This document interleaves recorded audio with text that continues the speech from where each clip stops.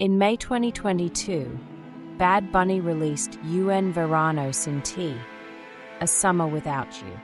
The album was a love letter to Puerto Rico, to the beaches, the culture, the island life. It became the biggest album in the world, dominated charts globally, made Bad Bunny the most streamed artist on the planet. But the videographer who filmed the album's visuals in Puerto Rico saw something during that summer that made him question everything. Bad Bunny didn't just record an album on the island. He participated in something ancient, something the island had been waiting for. And now, 2 years later, Bad Bunny can't leave Puerto Rico. Not metaphorically, literally. Every time he tries to establish himself elsewhere, something pulls him back. The videographer believes it's not homesickness. It's a binding, a spiritual contract made with the island itself. This is the story of how Bad Bunny became claimed by Puerto Rico, and why the island will never let him go. The videographer arrived in Puerto Rico in early 2022. Bad Bunny had hired him to capture content for the album rollout. Music videos, behind the scenes, visual documentation of the creative process. The videographer had worked with major artists before, knew the routine, but from the moment he landed in San Juan, something felt different. The air was heavy, humid but electric, like the island was alive, watching, waiting. Bad Bunny met him at a beach in Loiza, a historically Afro-Puerto Rican town on the northeast coast. And the first thing Bad Bunny said was strange. The island wants this album. I can feel it. I'm just the channel. The videographer thought it was poetic artist talk. But over the next 3 months, as they filmed across the island, he realized Bad Bunny was serious. This wasn't just an artist making an album in his homeland. This was someone answering a call, fulfilling a purpose, and the island was actively participating. The videographer documented everything, and what he captured on camera, both intentionally and accidentally, convinced him that Verano Sin Ti wasn't just music. It was ritual, a summoning, and Bad Bunny was the offering. They started filming in Loiza because of its spiritual significance. Loiza is the heart of Afro-Puerto Rican culture, where African spiritual traditions brought through slavery were preserved, mixed with Taino indigenous practices and Spanish Catholicism to create something unique. Santeria, Espiritismo, brujeria.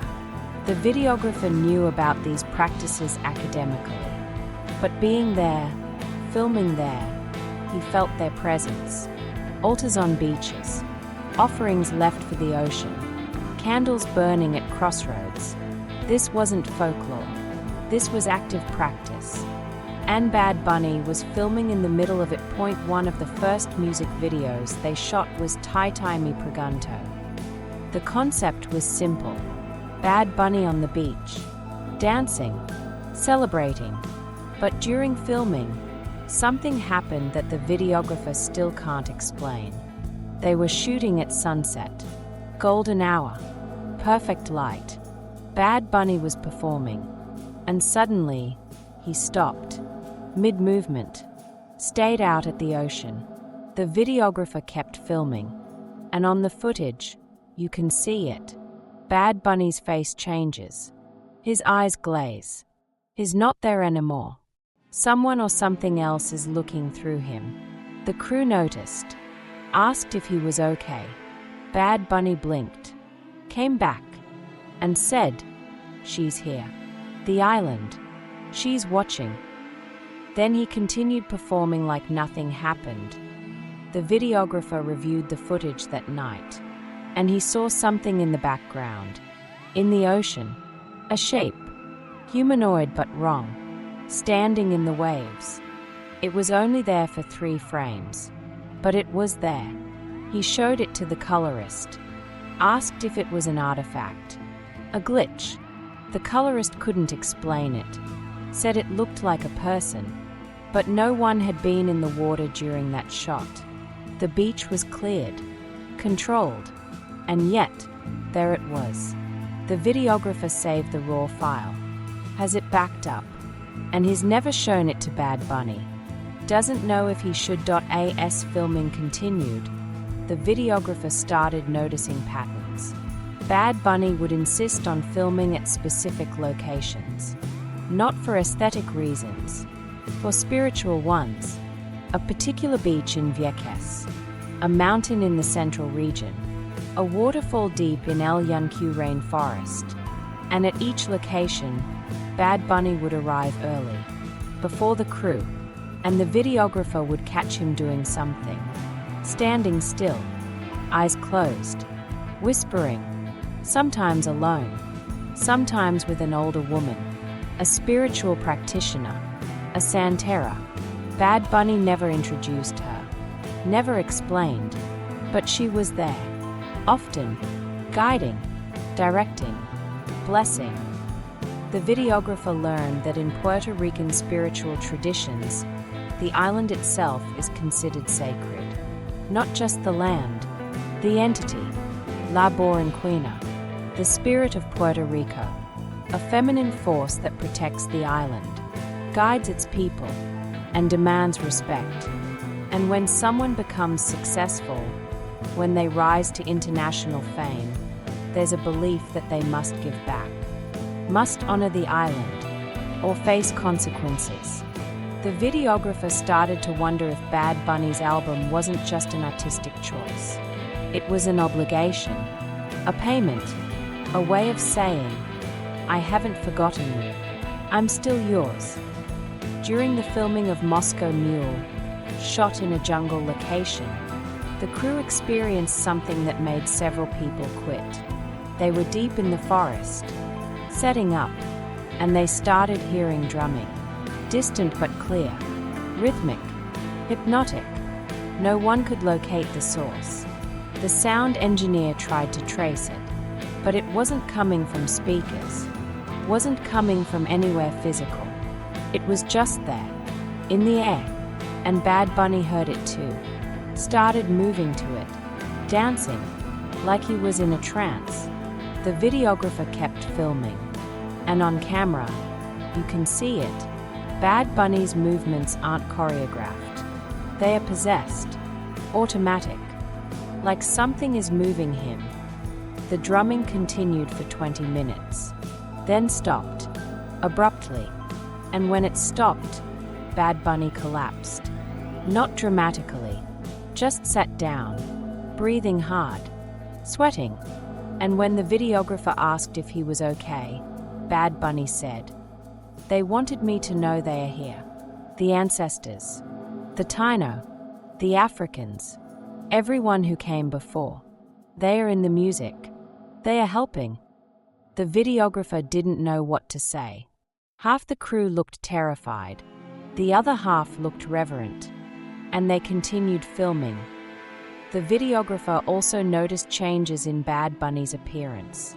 When he arrived in Puerto Rico at the start of the project, he looked like a global superstar. Polished, styled, international. But as the weeks passed, he became more local, more rooted. He started wearing traditional Puerto Rican clothing, guayaberas, simple shorts, no designer brands, just island wear. His skin got darker, sun-soaked, his hair grew wild, and his energy shifted. He became quieter, more introspective, less concerned with fame, more concerned with something else.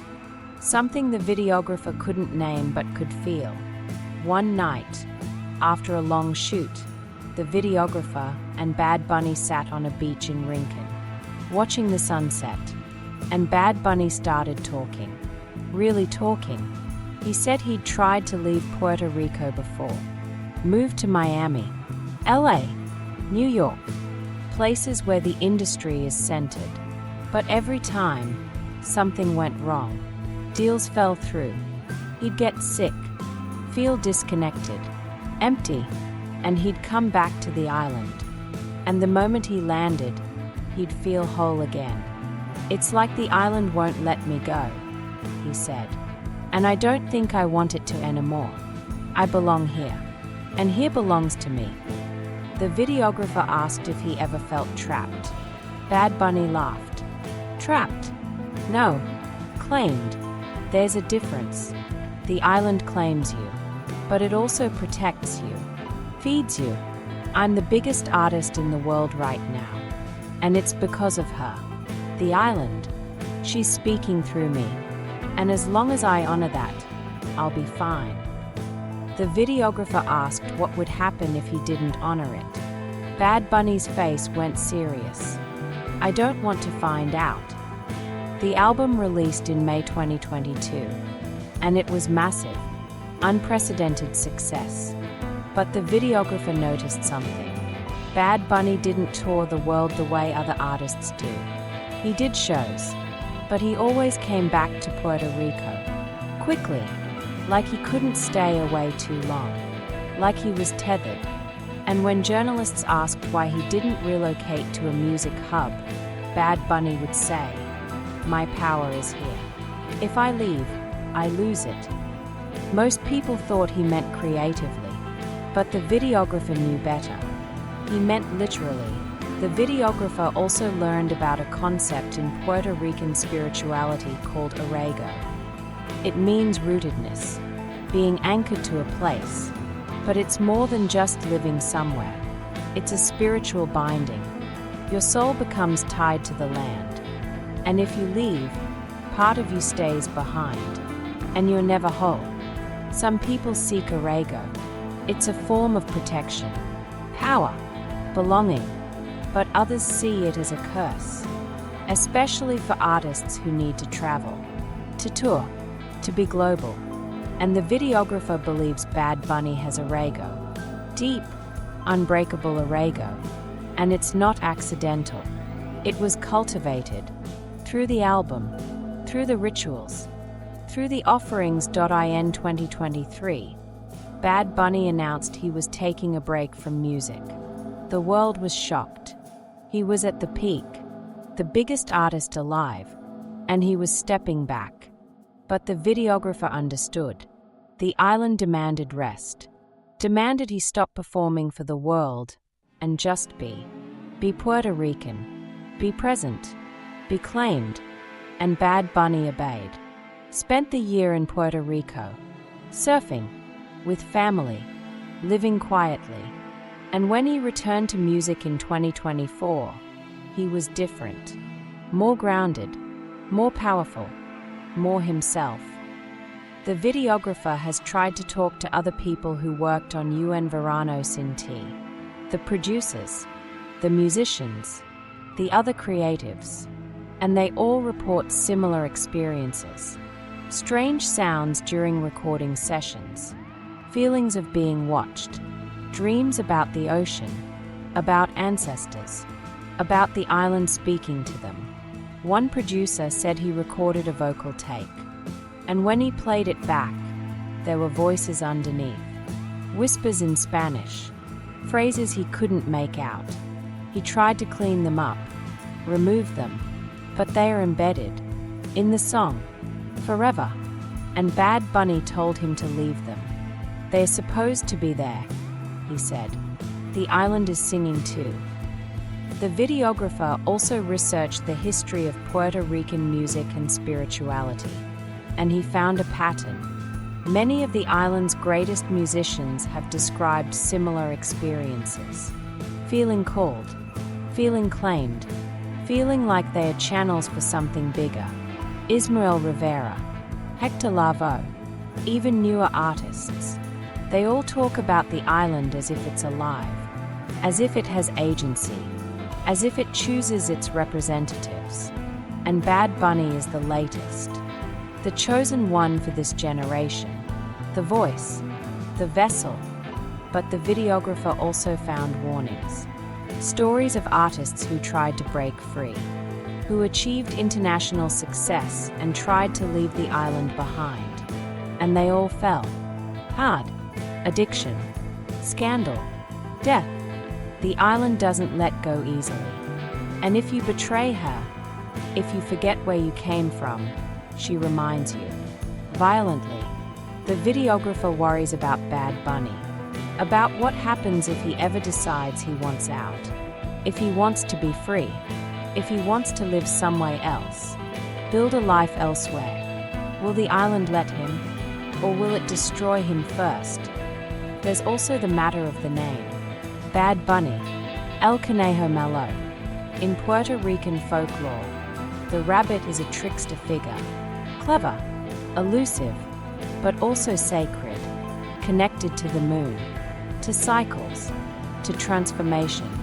The videographer asked a local folklorist about it, and she said, "The rabbit is a messenger between worlds, between the human and the divine.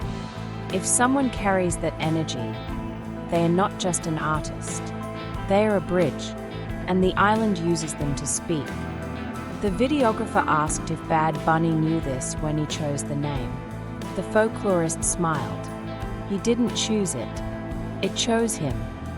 The videographer also documented the aftermath. The impact Verano Sin Ti had on Puerto Rico. Tourism exploded. The beaches in the videos became pilgrimage sites. People from all over the world coming to stand where Bad Bunny stood, to feel what he felt. And the economic impact was massive. The island thrived. Businesses boomed. Culture spread. And the videographer realized this was the point. Bad Bunny wasn't just making music. He was serving the island, bringing attention, resources, energy. He was fulfilling the contract. In late 2023, the videographer returned to Puerto Rico, visited some of the locations they'd filmed, and he felt it. The energy was different, stronger, like the island was more alive, more present. And he ran into the Santeria, the woman who'd been with Bad Bunny during filming, and he asked her directly, "Did Bad Bunny make a deal with the island?" She looked at him for a long time, then said, "Every Puerto Rican makes a deal with the island the day they are born. But most forget, most leave, most betray." Benito remembered, and the island rewarded him. But the reward comes with responsibility. He can never leave. Not really. His body might travel, but his soul stays here. Always. The videographer asked if Bad Bunny knew this. The Santeria nodded. He knows. He's always known. That's why he was chosen. Because he's willing. Because he loves the island more than he loves fame. And that kind of love, it binds. Forever. The videographer asked if it was dangerous. The Santeria laughed. "Only if you fight it." Benito doesn't fight. He surrenders. And in surrender, he finds power. The videographer is speaking now because he wants people to understand what they are listening to when they hear Verano Sin Ti. It's not just an album. It's a testimony, a channeling, a spiritual document. Every song is a prayer. Every beat is a drumbeat. Every lyric is an offering. And millions of people around the world are singing along, participating, becoming part of the working, becoming connected to Puerto Rico in ways they don't understand. He wants people to know that Bad Bunny's success isn't just talent. It's not just hard work. It's spiritual backing. The island chose him, elevated him, made him the biggest artist in the world. But it also claimed him, and he can never be free. Not in the traditional sense. He's bound, rooted, anchored, and as long as he honors that, he'll continue to thrive. But the moment he forgets, the moment he tries to leave, the island will remind him who he belongs to. The videographer also warns listeners. When you play Verano Sin Ti, you're not just hearing music. You're hearing the island, the ocean, the ancestors, the spirits, and they are listening back, feeling you, connecting with you. And for some people, that connection becomes permanent. The videographer has heard from fans who visited Puerto Rico after hearing the album, and they said they couldn't leave. Not physically trapped. Spiritually, they felt pulled to stay, to root, to become part of the island. And some did. Moved there, built lives. Because the album didn't just make them love Puerto Rico. It made Puerto Rico love them back. And that kind of love is binding. The videographer's final thought is about the future. Bad Bunny is still young, still at the peak. But what happens in 10 years? 20? Will he still be on the island? Will he still be making music? Or will he become something else? A guardian, a keeper, a living ancestor. The videographer believes that's the path. That Bad Bunny will eventually stop performing and just become a symbol, a spirit, a force, and the island will continue speaking through others. But Bad Bunny will always be the one who said yes, who surrendered, who allowed himself to be claimed, and in doing so, became immortal. Not in fame, in spirit, forever bound to Puerto Rico, forever part of the land, forever singing, even in silence. Because once the island claims you, you never stop being hers.